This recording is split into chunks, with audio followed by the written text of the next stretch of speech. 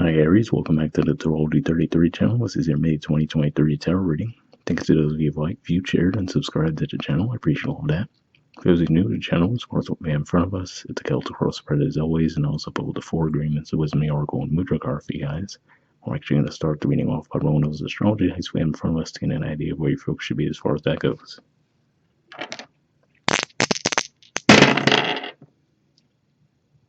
Alright, we have Gemini. And Gemini is your third house of communication, short journeys, and siblings. And of course, as we get into around the third week of May, we're actually going to enter into Gemini season. So certainly makes sense to see that come up. We have Venus in Gemini currently too, although it's going to move into Cancer around the second week of May. But yeah, definitely could be some focus around your communications this month. Speaking of which, we're going to have Mercury retrograde that's starting up right now too.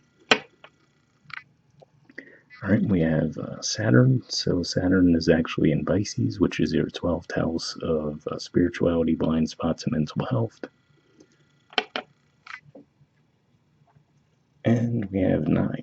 So 9th house energy for you guys is Sagittarius. Astrologically speaking, there's not really anything going on there, but 9th house in general points to philosophy, higher learning, and foreign affairs. Alright, so with all that out of the way, we get started with the main spread.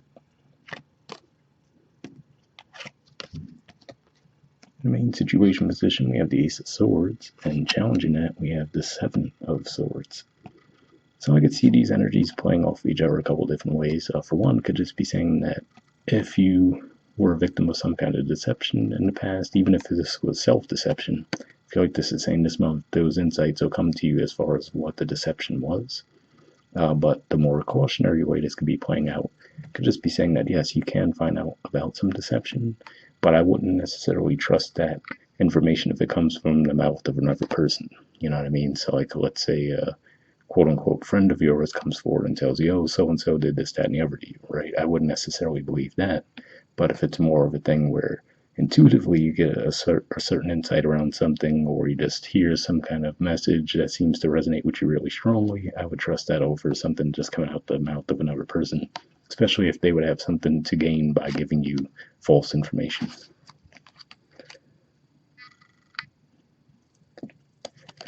All right, in the foundation position, we have the Chariot. So this is actually the major arcana card for Cancer, and at the time of recording this, we still have Mars in the sign of Cancer. So it could just be saying that a lot of your focus might have shifted to your home and family life at this time. And if that's the case, right before we get into Gemini season, Mars will actually move into Leo, which is your 5th house. So you might feel a lot more of the light, playful energy at that time. But yeah, it could just be saying you've been keeping yourselves a little bit lately. All right, in the past position, we have the Moon. So yeah, the Moon could definitely point to misunderstanding something, right? Not necessarily because of outright deception all the time, although when 7 of Swords isn't too far away from that, that's certainly a possibility. But it's more so where you're being called more to rely on your intuition versus what you think you see in front of you, right? Because if you think about just the nighttime in general, right? It's not that there's anything being moved around without your knowledge. It's just more of it's more difficult to see with the naked eye what's in front of you as you would during the day. So it could just be one of those things where you're being more called to figure things out on a more intuitive level. And of course, this could just be pointing to the lunar cycles we had recently too. So at the time of recording this, we're basically still under that new moon eclipse energy at the last degree of your sign. But before that, of course, we had that full moon in Libra, so it could have been one of those cycles there. All right, in the present position, we have the 9 of Swords. So yeah, now this is a Gemini card here, and we do see the Gemini energy that came up in your dice as well. So this could just be saying that you're really overthinking a situation, right? So like I said, it definitely looks like there might have been some deception at play. So for a lot of you, this, along with this, seems to indicate that it might have already happened. But I feel like this is just you trying to figure out what exactly took place, right? Figuring out how you could pick up the pieces around the situation. But from what I'm seeing as is, overall for the spread, it looks like it's going to be a fairly temporary situation.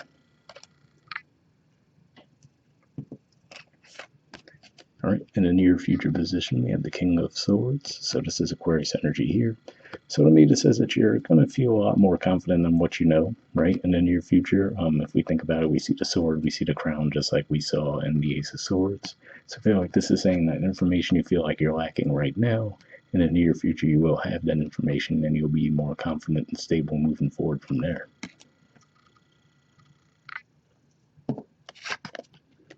Right, the position of your influence in the situation, we have the Ace of Cups. So at the very least, this tells me that you don't want to partake in any drama, right? So if there was some kind of deception at play, I feel like you're not necessarily wanting to fight fire with fire in the situation, but rather you're just like, okay, I just want my peace right now, right? So that's what I see with that, and possibly a desire for new situations. All right, in the environment position, we have the Knight of Cups. So this is Pisces energy here, and it could just be someone coming forward with a love offer to you, or possibly just an offer around a creative project as well. But either way, it could just be just the thing you've been looking for, right? Given that we do see Ace Cups energy there, so it could just be someone coming along with an offer for you, and some communication around that.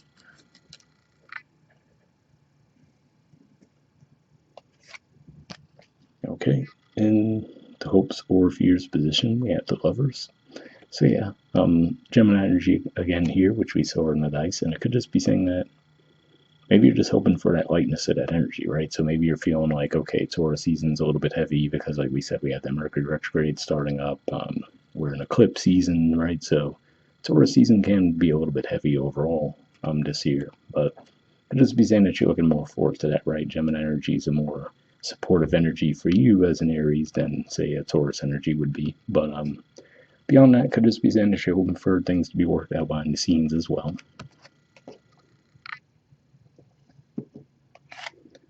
All right, and in the outcome position, we have the Eight of Cups.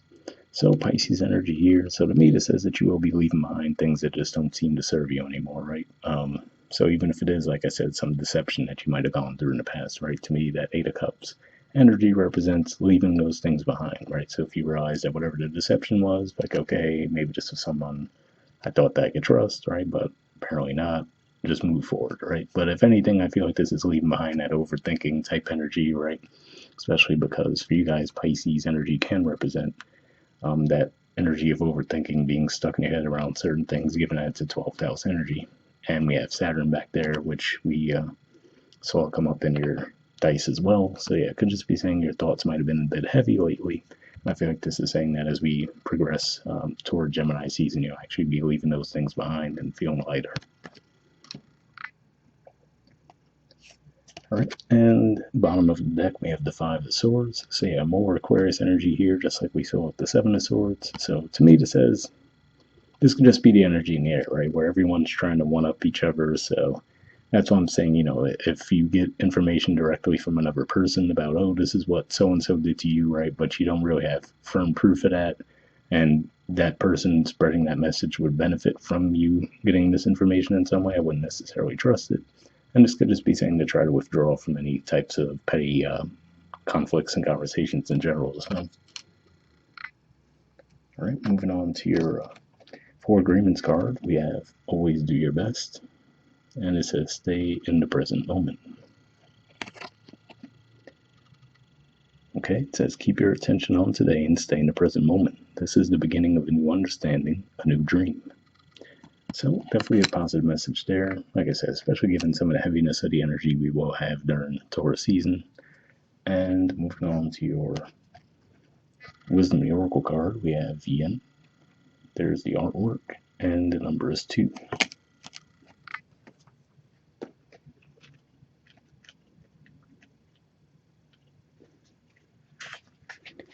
Okay, essential meanings says the feminine principle of receptivity, letting someone else make the first move, gathering information and taking in cues, the art of conscious allowing. The Oracle's message, this is a time of calculated receptivity as you gracefully await what is coming to you, ready to accept it when it appears.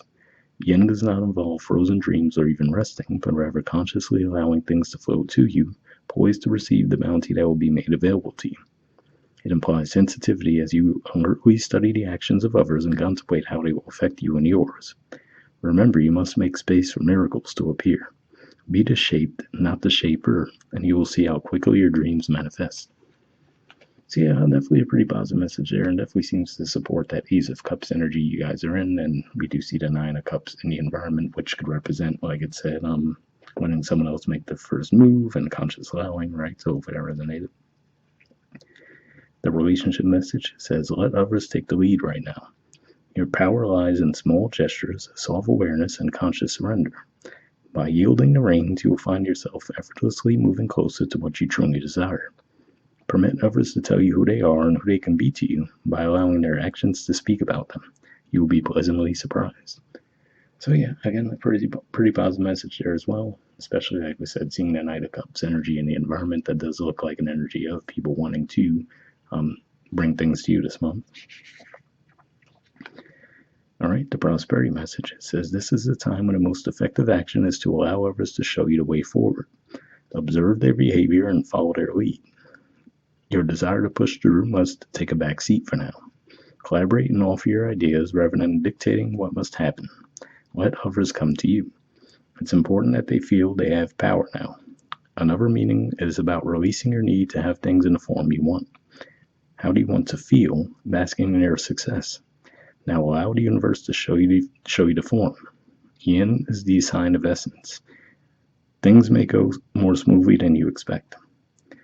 So yeah, definitely a positive message there as well. And at the very least, I would say that sounds like a good energy to take on, at least in the first few weeks of May, because again, we're going to have the Mercury retrograde energy clearing, eclipse season energy clearing, and then finally, right around when we get to Gemini season, like I said, you're going to have Mars move into Leo, which is a more supportive energy for you guys as well.